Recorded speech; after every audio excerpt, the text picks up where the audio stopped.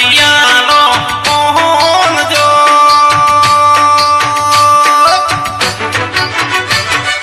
रिम झिमा रिम ए रिम झिम बायरा मोर आया सुंदर जी डूंगरे मोर बोले सुंदर जी डूंगरे मोर बोले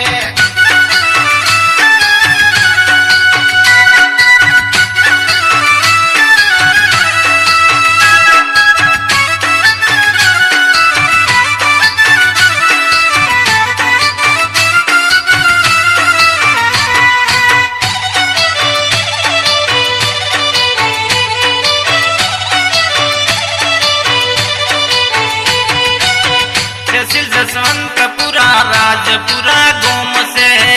राजपुरा गोम मोहि सुंदा मारो धोम से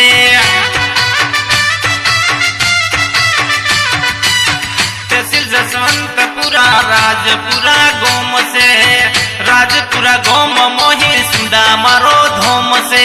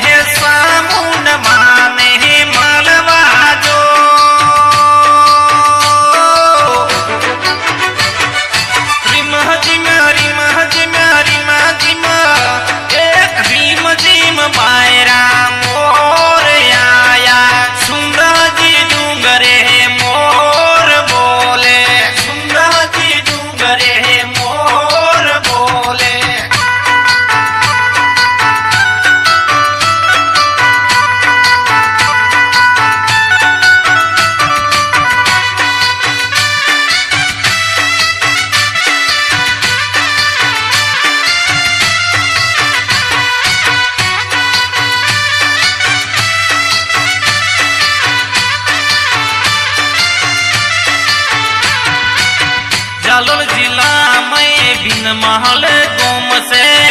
बिन मल गोम मारो खिमज मारो धोम से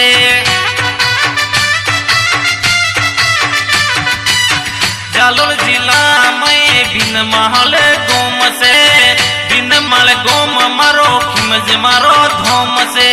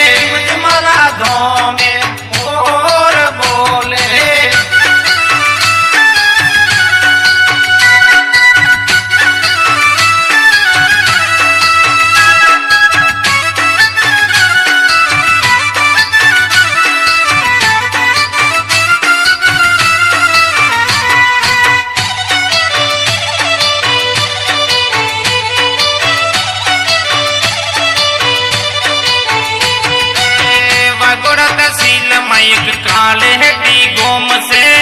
काले टी गोम मारो नी बेहसर धोम से